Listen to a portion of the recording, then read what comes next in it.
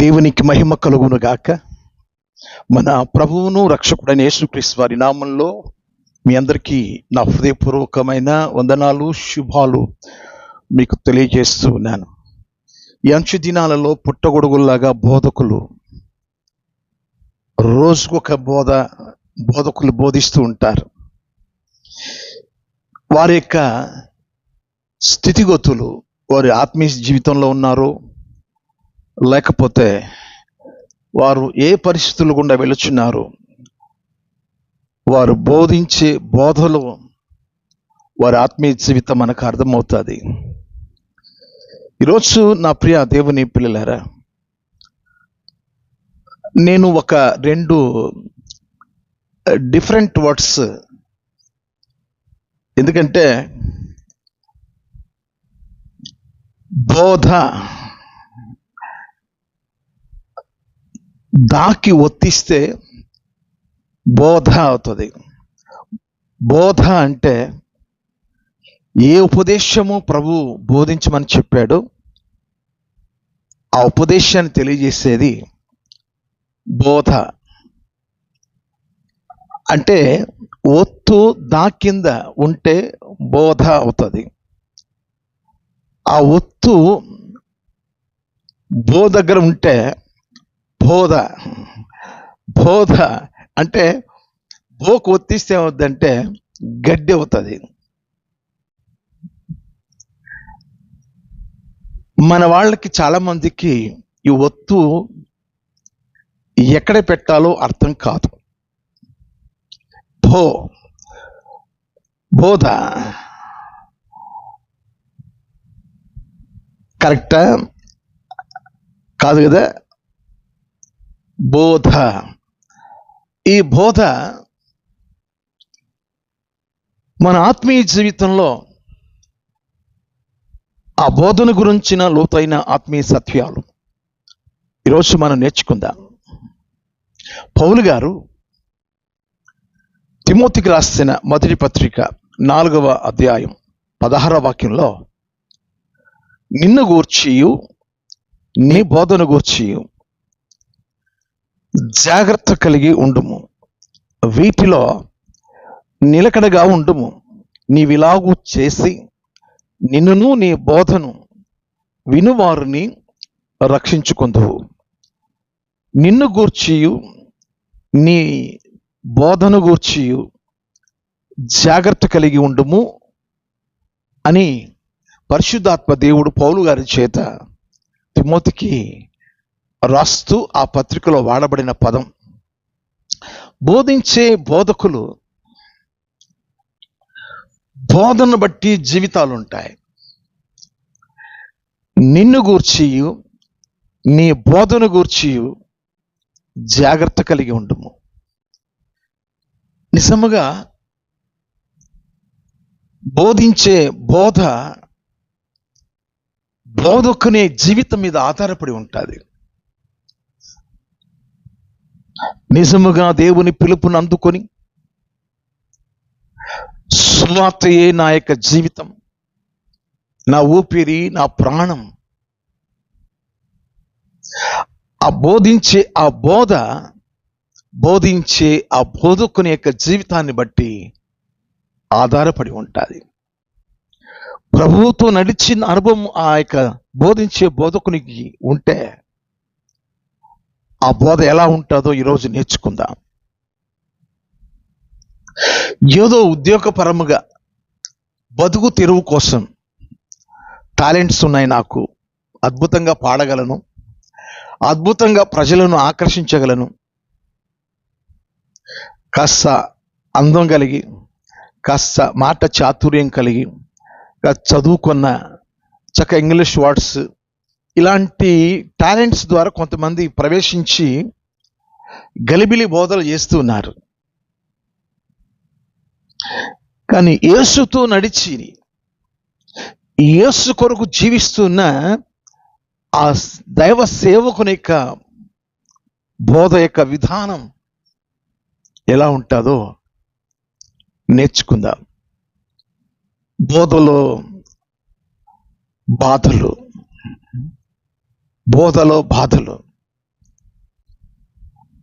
ప్రజల కొరకు బోధించే బోధ కాకుండా ప్రభువు బోధించమన్న బోధ ఈ లోకానికి మనం బోధిస్తే ప్రారంభం నుండి కూడా ఆ బోధను ఎవరైతే మంచి మనసుతో స్వీకరిస్తారో వారి జీవితాలు పరలోకమయముగా ఉంటాయి. అలా కాకుండా యేసు ప్రభువుని గురించిన బోధ చక్కగా బోధించే ఆ బోధను సరిగా అర్థం చేసుకోకపోతే ఆ సంఘము గలిబిలిగా ఉంటుంది, ఆ వ్యక్తి జీవితం కూడా గలిబిలిగా ఉంటుంది. ఈరోజు ప్రియ దేవుని పిల్లలారా, మనందరికీ బోధకుడు ఆయనే. ఎవరు బోధించిన ఆయనను మన ప్రభువారిని మాదిరిగా తీసుకోవాలి. ఆయన ఎలా బోధించాడు అనేది మనం కొన్ని విషయాలను ఈరోజు తెలుసుకుందాం. మార్కు సువార్త 12వ అధ్యాయం 14వ వాక్యం. యేసుక్రీస్తు వారి బోధ ఎలా ఉంటుంది చూద్దామా? వారు వచ్చి, బోధకుడా, నీవు సత్యవంతుడవు, నీవు ఎవరిని లక్ష్య పెట్టని వాడవని మేము ఎరుగుదము. నీవు మోమోటము లేని వాడవై దేవుని మార్గము సత్యముగా బోధించువాడవు. ఇక్కడ బోధకుడు ఉన్నాడు, బోధ ఉంది, బోధకుని జీవితం అక్కడ కనబడుతుంది. నీవు సత్యవంతుడవు, నీవు సత్యవంతుడవు, నీవు ఎవరిని లక్ష్య పెట్టువాడవు కావు, మోమోటము లేని వాడవు, సత్యముగా బోధించువాడవు. ఇవి బోధకుని లక్షణాలు. బోధకుడు సత్యవంతుడిగా ఉండాలి. బోధకుడు ఎవరిని లక్ష్య పెట్టని విధానంలో ఉండాలి. బోధకుడు ఎప్పుడు కూడా మోమోటము లేని వాడుగా ఉండాలి. బోధకుడు సత్యమును సత్యంగా బోధించే బోధకుడుగా ఉండాలి. అవి ప్రభువారి దగ్గర నేర్చుకోవాలి. బోధ ఎలా ఉండాలి? యేసుక్రీస్తు వారి బోధలో ఒక 5 విషయాలు నేను మీకు చూపిస్తున్నాను.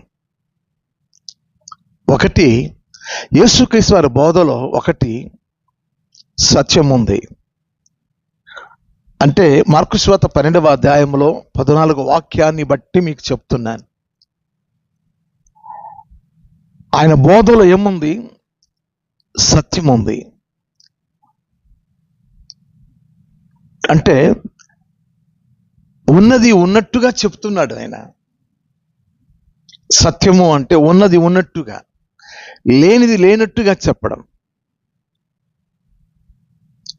రెండవది, సమాచారం ఉండాలి. సమాచారం ఏంటి? సమాచారం, ఆ సమాచారం బోధలో కనబడాలి. అక్కడ ఉన్న మాట ఏంటంటే, నీవు దేవుని మార్గము బోధిస్తూ ఉన్నావు. అంటే పరలోక సంబంధమైన సమాచారం బోధిస్తున్నాడు. సమాచారం ఉండాలి, అంటే సబ్జెక్ట్ ఉండాలి. మూడవది, సత్యవంతుడు అంటే క్రీస్తు ఉండాలి. బోధలో సత్యవంతుడు ఉండాలి. బోధలో ఏముండాలి? సత్యం ఉండాలి. రెండవది, సమాచారం ఉండాలి. మూడవది, సత్యవంతుడు ఉండాలి. యేసు ప్రభు ఉండాలి బోధలో. నాలుగవది, సత్య మార్గం ఉండాలి. సత్య మార్గం ఉండాలి. ఎటువైపోతుంది బోధ? చాలా మంది స్టార్టింగ్ బాగుంటుంది.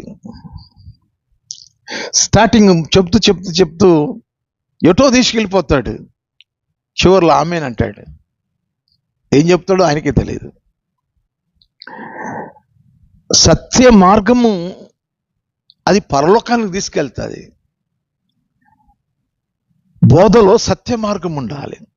4వది, బోధలో సమతూకం ఉండాలి. ఈక్వాలిటీ, సమతూకం ఉండాలి. అంటే నీవు ఎవరిని లక్ష్య పెట్టని వాడవు. అంటే గొప్పవాళ్ళు వచ్చినా, నిరుపేదలు వచ్చినా, కూర్చున్న వారిలో ఎటువంటి వారు ఉన్నప్పటికీ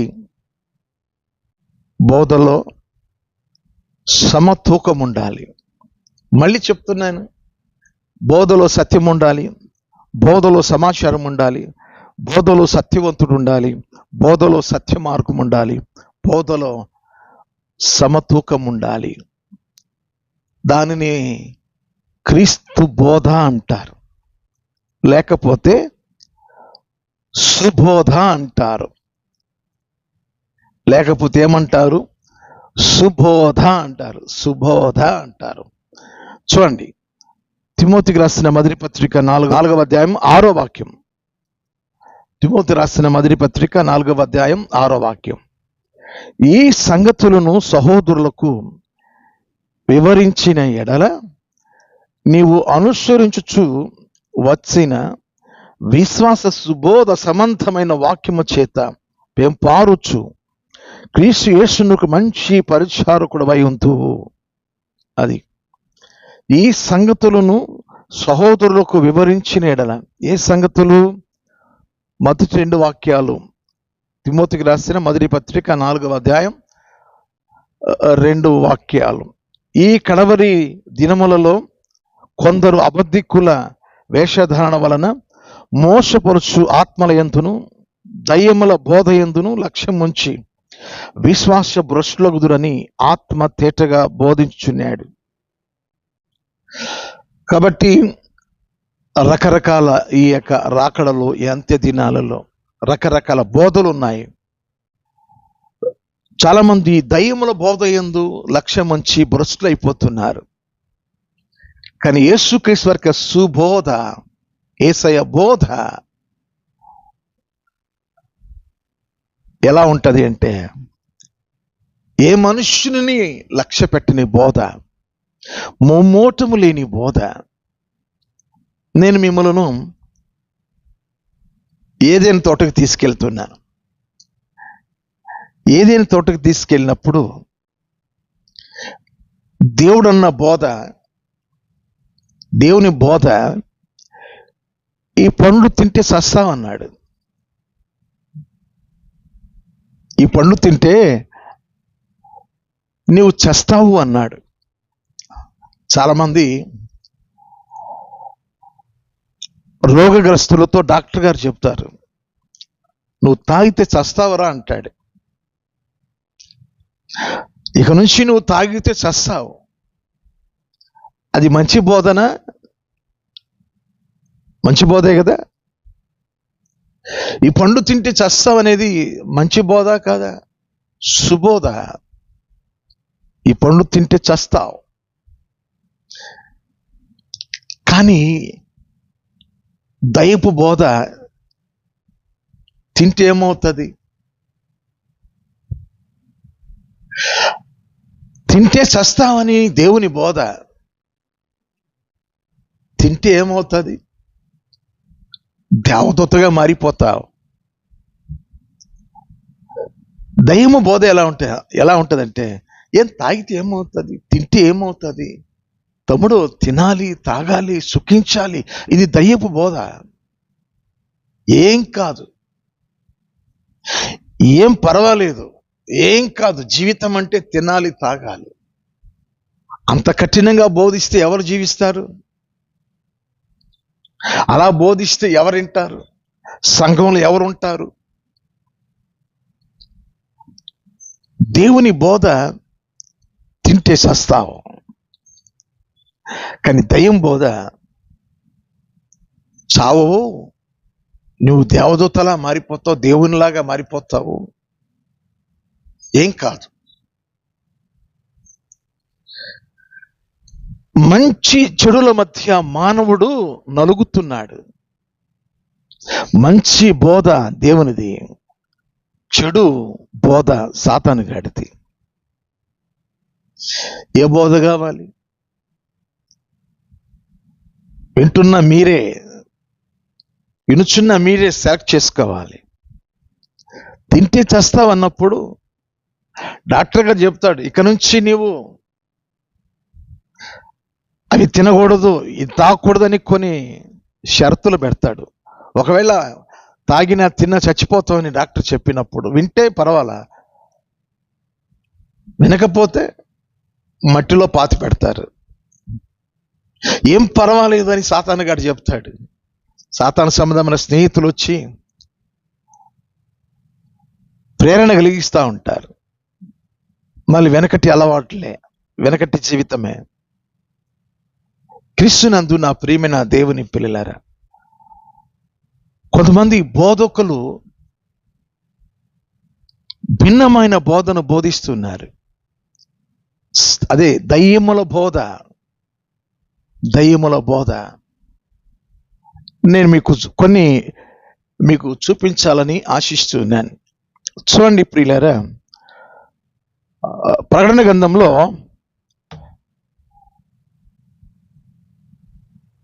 2వ అధ్యాయం 16వ వచనం.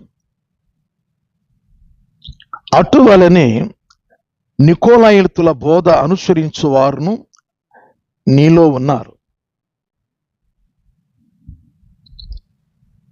వీళ్ళు ఎక్కడి నుంచి వచ్చారు? ఈ నికోలాయితుల బోధ బోధించే బోధకులు ఎక్కడి నుంచి వచ్చారు?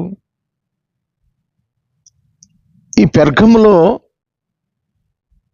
వీళ్ళు కనబడుతున్నారు, పెర్గము సంఘంలో కనబడుతున్నారు. వీరు ఎక్కడి నుంచి వచ్చారు ఇక్కడికి? ఇదిగో ఎఫెసు సంఘం అనబడే 2వ అధ్యాయం 6వ వాక్యం. అయితే ఈ ఒకటి నీలో ఉన్నది, నికోలాయితుల క్రియలు నీవు ద్వేషించుచున్నావు, నేను కూడా వీటిని ద్వేషించుచున్నాను. భిన్నమైన బోధ బోధిస్తారు వీళ్ళు. ఈ నికోలాయితు అనే ఎవరు ఈ వ్యక్తి అంటే, అపోస్తుల కార్యముల గ్రంథంలో 6వ అధ్యాయం 5వ వాక్యంలో 7 సంఘ పెద్దలను పరిశుద్ధాత్మ దేవుడు పేతురు గారి ద్వారా ఏర్పాటు చేయడం జరిగింది. ఈ 7 చివరివాడు నికోలాయితు, సంఘ పెద్దే. అయితే పోను పోను అక్కడి నుంచి ఆయన అనుసరించిన కొంతమంది ఏమైపోయారంటే భిన్నమైన బోధ బోధించడం ప్రారంభించారు. 2వ అధ్యాయం ప్రకటన గ్రంథంలో 4-5 వాక్యాల్లో, అయినను మొదట నీకుండిన ప్రేమ నీవు వదిలితివి, నీ మీద తప్పు ఒకటి మోపవలసి ఉన్నది, నీవు ఏ స్థితిలో నుండి పడిపోతావో అది జ్ఞాపకం చేసుకుని మారుమనసు పొంది ఆ మొదటి క్రియలను చేయము. అట్లు చేసి నీవు మారుమనసు పొందితేనే సరి, లేని ఎడల నేను నీ యొద్దకు వచ్చి నీ దీపస్తంభం నా చోట నుండి తీసివేత్తును. కారణం, ఈ నికోలాయితుల బోధ వల్ల క్రీస్తు ప్రేమను వారు మర్చిపోయారు. క్రీస్తు ప్రేమను మర్చిపోయి లోకంలో కలిసిపోయారు, లోక ప్రేమలో మునిగి తేలియాడుచున్నారు. ఈ నికోలాయితుల బోధ ఏంటి అంటే లోక సంబంధమైన ఆకర్షణ, లోక సంబంధమైన ప్రేమల చేత వారు నింపబడి ఉన్నారు.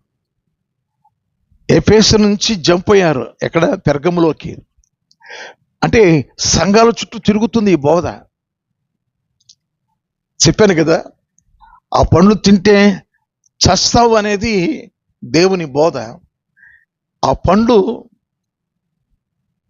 తింటే దేవదూతలు అవుతారని సాతానుగడి బోధ.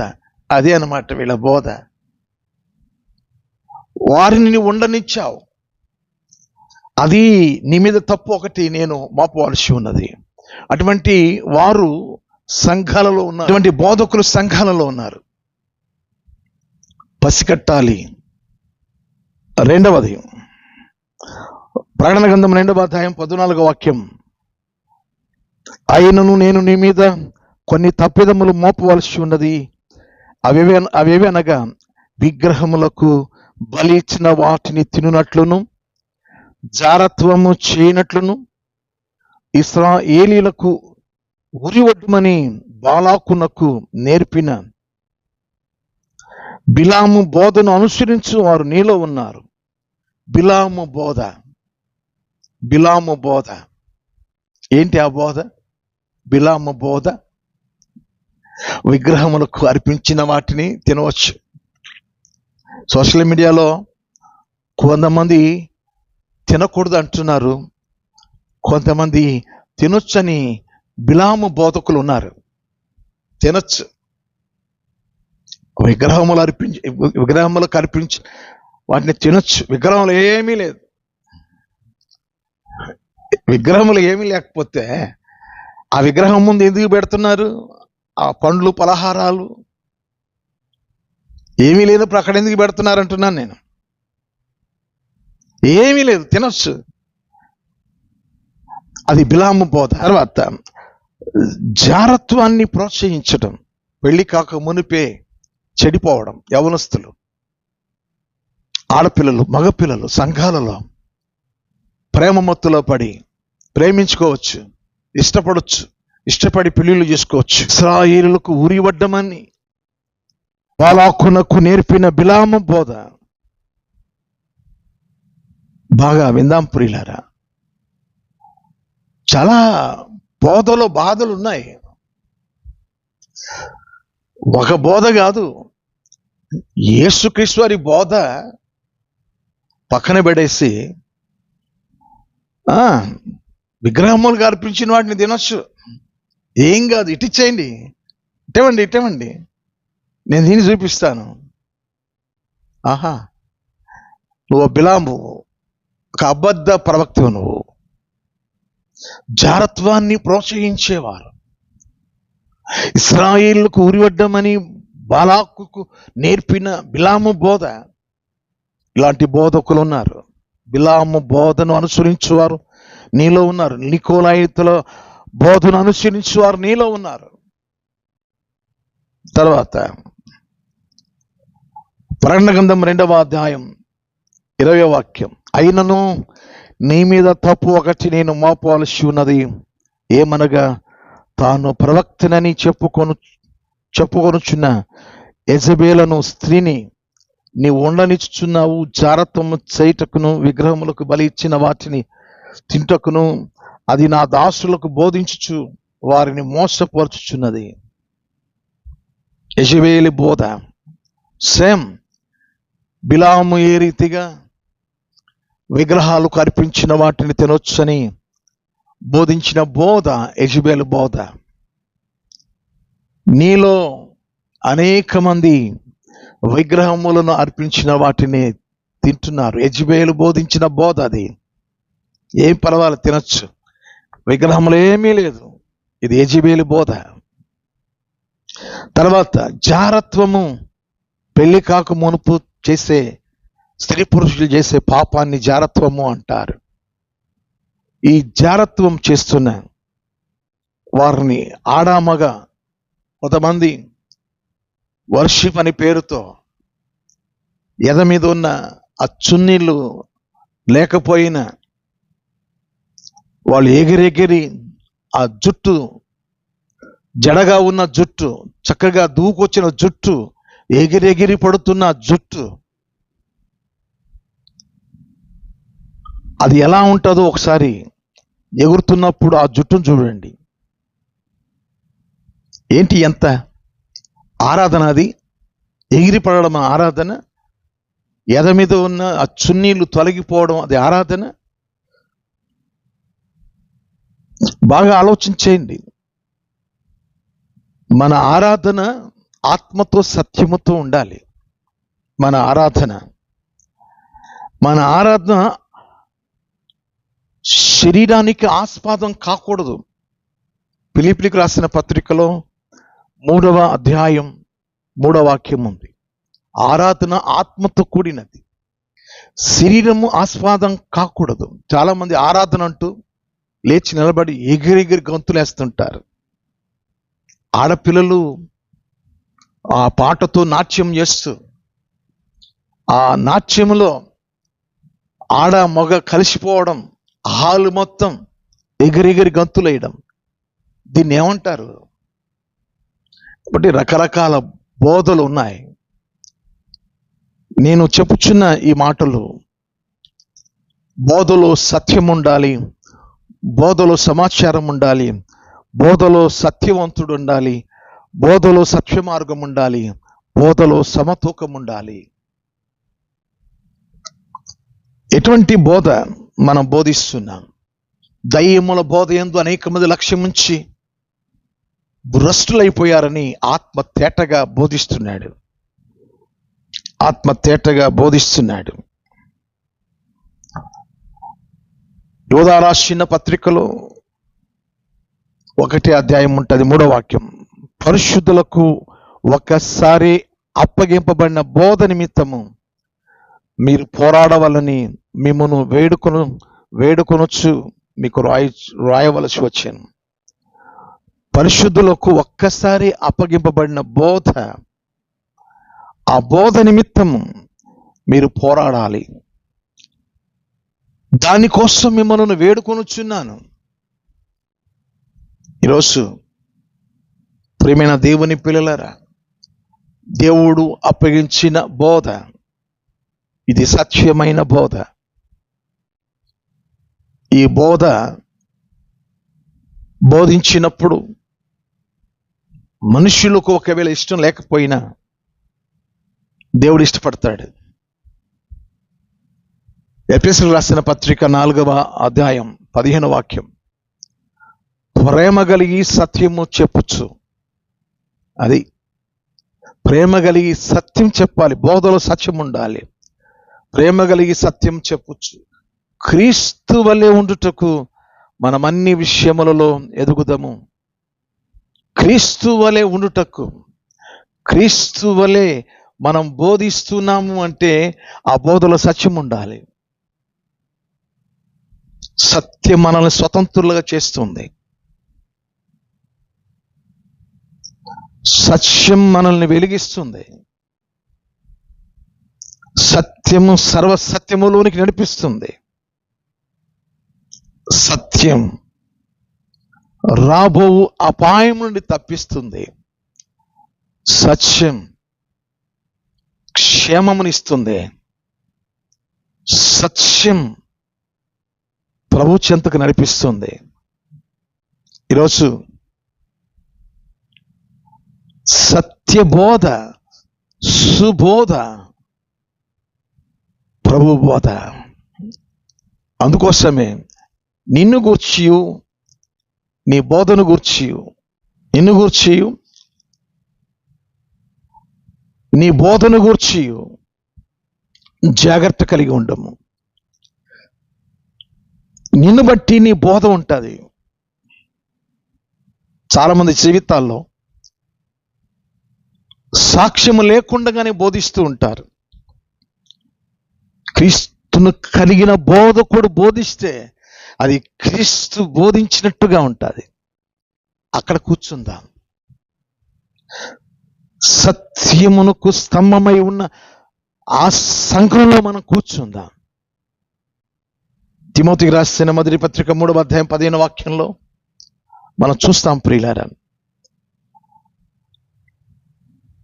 14 నుంచి, శీఘ్రముగా నీ యొద్దకు వత్తునని నిరీక్షించుచున్నాను. అయినను నేను ఆలస్యం చేసిన ఎడల దేవుని మందిరములో, అనగా జీవము గల దేవుని మందిరములో జనులు ఎలాగూ ప్రవర్తింపవలెనో అది నీకు తెలియచేయవలని ఈ సంగతులు నీకు రాయిచున్నాను. ఆ సంఘం సత్యమునకు స్తంభమును ఆధారమునై ఉన్నది.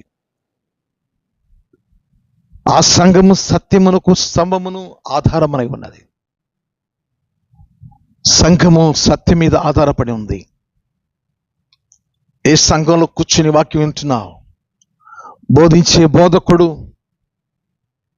మీ పాస్టర్ గారు, బోధించే బోధకుడు ఎవరైనా క్రీస్తు వలె సత్యమును బోధించాలి.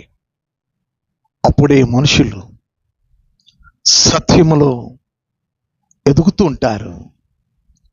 ఆ సత్యము వారిని పరలోకానికి నడిపిస్తుంది. మరో వీడియోలో మేము ముందుంటాను.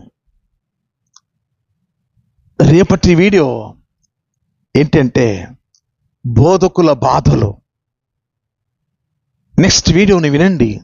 దానికి ముందు ఛానల్కి ఎప్పుడు కూడా ఇంకా సబ్స్క్రైబ్ చేసుకోకుండా ఉంటే ముందు సబ్స్క్రైబ్ చేసుకోండి.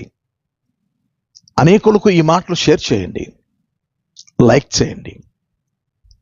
మరొకసారి మీకు నా హృదయపూర్వకమైన వందనాలు చెల్లిస్తూ సెలవు తీసుకుంటున్నాను. May God bless you. Thank you. Shalom. Praise the lord.